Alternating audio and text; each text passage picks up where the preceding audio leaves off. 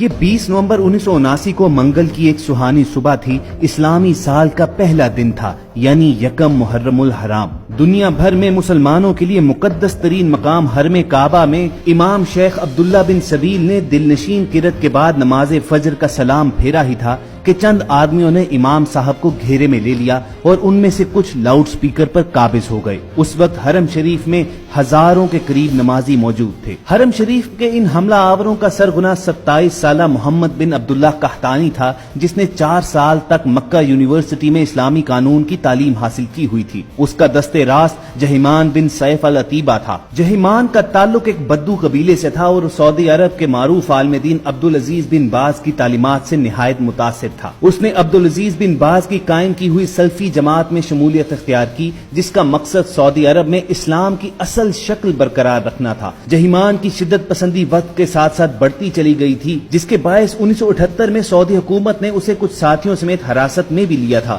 مگر رہائی ملنے کے باوجود العتیبی کے خیالات میں تبدیلی نہ آئی اور وہ اپنے ساتھیوں کے ساتھ مل کر خانہ کعبہ پر حملہ آور ہو گیا۔ اور 20 نومبر 1979 کا یہ سیاہ ترین دن تھا کہ جب حرم پاک پر حملہ ہوا اور ان لوگوں نے 500 ساتھیوں کے ساتھ خانہ کعبہ میں داخل ہو کر وہاں کے دروازے بند کر دیے اور 1 لاکھ کے قریب نمازیوں کو یرغمال بنا کر مسجد کو اپنے زیر انتظام لے لیا۔ ان لوگوں نے بڑی باریک بینی کے ساتھ پلاننگ کر کے جنازوں کا بحروب بنا کر چارپائیوں کے ذریعے اسلحے کی بڑی مقدار تہہ خانوں میں جمع کر لی ہوئی تھی۔ جب تمام تیاریاں مکمل ہو گئیں تو اچانک حرم کے تمام دروازے بند کر کر ان پر اپنے مسلح افراد کھڑے کر دیے۔ پھر ایک آدمی اٹھا اور اس نے عربی میں اعلان کیا کہ مہدی موعود، جس کا نام محمد بن عبداللہ ہے، وہ آ چکا ہے۔ اس کے بعد نام نہاد مہدی نے بھی مائک پر اعلان کیا کہ میں اس نئی صدی کا مہدی ہوں، میرے ہاتھ پر سب لوگ بیعت کریں گے۔ اس گمراہ ٹولے نے مقام ابراہیم کے پاس جا کر گولیوں اور سنگینوں کے سائے میں لوگوں کو دھمکاتے ہوئے بیعت شروع کروا دی۔ خواتین و حضرات، یہ کئی صدیوں کے بعد پہلا موقع تھا کہ جب خانہ کعبہ عام مسلمانوں کے لیے بند کر دیا گیا تھا۔ ہر طرف سے دروازے بند کر دیے گئے اور کسی کو بھی باہر سے اندر آنے یا اندر سے باہر جانے کی اجازت نہ تھی۔ سعودی حکومت نے اس بھیانک واقعے سے نمٹنے کے لیے اپنی فوج بھیجی، لیکن خانہ کعبہ کے تقدس اور کم تربیت کی وجہ سے سعودی فوجی بغاوت کرنے والوں کے خلاف متاثر کن کارروائی کرنے میں ناکام رہی۔ پھر سعودی حکومت نے اس وقت مواصلاتی نظام بند کر دیا تاکہ اس واقعے کے بارے میں خبر محدود رہے، لیکن وہ اس میں بھی مکمل طور پر کامیاب نہ ہوئے۔ جب یہ خبر دنیا بھر میں پھیلی کہ اس وقت خانہ کعبہ پر دہشت گردوں کا قبضہ ہے تو مسلمانان عالم میں غم و غصے کی لہر دوڑ گئی۔ ہر طرف سے یہ پرزور مطالبہ کیا جانے لگا کہ اس متبرک اور مقدس مقام کو دہشت گردوں کے ناپاک وجود سے پاک کیا جائے، لیکن سعودی حکومت ایک عجب کشمکش میں مبتلا تھی،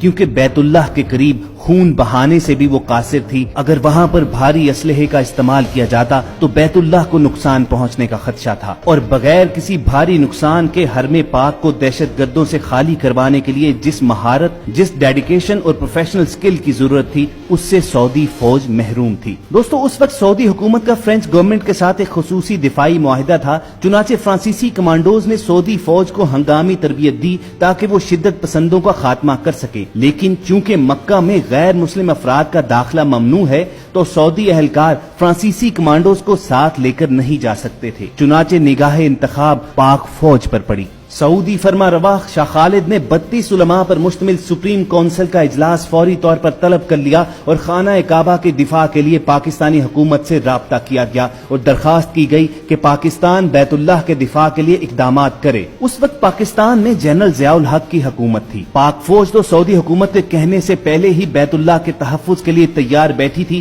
چنانچہ SSG کے اسپیشل کمانڈوز پر مشتمل ایک خصوصی دستہ ترتیب دیا گیا اور اسے حرم پاک کی پاسبانی کے لیے سعودی عرب روانہ کیا گیا۔ دوستو، اب آپ کو تفصیل سے بتاتے ہیں کہ جن دہشت گردوں سے بیت اللہ کو خالی کروانے میں اور ان دہشت گردوں پر قابو پانے میں فرانسیسی کمانڈوز اور سعودی کمانڈوز ناکام رہے، ان پر پاک فوج کے شاہینوں نے کس طرح قابو پایا اور بیت اللہ کو ان دہشت گردوں کے ناپاک وجود سے کس طرح پاک کروایا، اور پوری دنیا میں یہ واضح پیغام بھیج دیا کہ جب بھی خانہ کعبہ پر کوئی میلی نگاہ ڈالے گا तो पाक फौज बगैर कुछ सोचे समझे, खतरात की परवाह किए बगैर, नताइज को सामने रखे बगैर खाना काबा की तरफ चल पड़ेगी। लेकिन पेशतर इसके कि हम तफसीलात में जाएं, आपसे एक गुजारिश करनी है कि आप रेड बटन पर क्लिक करके और बेल आइकॉन को प्रेस करके हम सबके सब्सक्राइबर बनना मत भूलिए, ताकि ऐसी तारीखी, मालूमाती और इस्लामी वीडियोस आपकी रोजमर्रा जिंदगी का हिस्सा बनी रहें। ख़वातीन हज़रात, खाना काबा पर हमले की खबर जब पाकिस्तान में पहुंची थी तो इस्लामाबाद में अमरीकी सफारत खाने पर लोगों ने हमला कर दिया,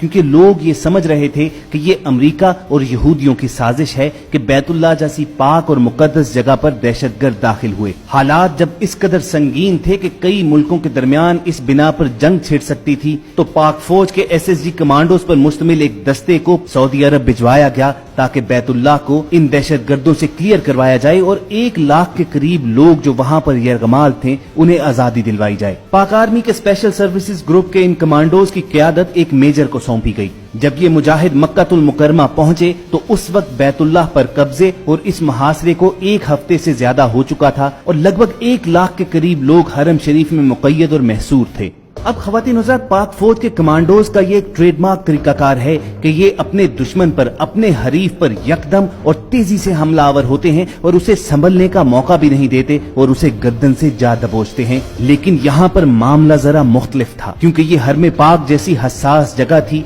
इसके अंदर 1 लाख के करीब लोग महसूर थे और अगर इन दहशतगर्दों के साथ डायरेक्ट फायरिंग शुरू हो जाती तो न सिर्फ कई कीमती जानें जाया होती, बल्कि इसके साथ साथ बैतुल्लाह को भी नुकसान पहुंचने का खदशा था। लेकिन इसके साथ साथ वक्त भी निहायत तेजी के साथ गुजरता जा रहा था। चुनाचे पाकिस्तानी जांबाजों ने वहां पहुंचकर फौरी प्लानिंग शुरू कर दी। कैमराज की मदद से उस सारे एरिया का जायजा लिया गया कि जहां दहशतगर्द दंदनाते फिर रहे थे और उन्होंने अपने मुसल्ला गार्ड्स हरमे पाक के दरवाजों पर तैनात कर लिए हुए थे। फिर दोस्तों, SSG कमांडोज के दस्ते के इस लीडर मेजर के जहन में एक अजीब तरकीब आई। उस मेजर ने सबसे पहले अपने जांबाजों को बुलाया और उनसे खून पर हलफ लिया कि वो बैतुल्लाह के तहफ्फुज के लिए अपनी जान तक की बाजी लगा देंगे। अब भला ये हलफ देने में किस मुसलमान को तामुल हो सकता था। चुनाचे SSG के तमाम कमांडोज ने बखुशी और इसे एक सादत समझते हुए ये हलफ दे दिया कि अगर खाना काबा की तरफ कोई बढ़ा तो वो सीना सपर हो जाएंगे,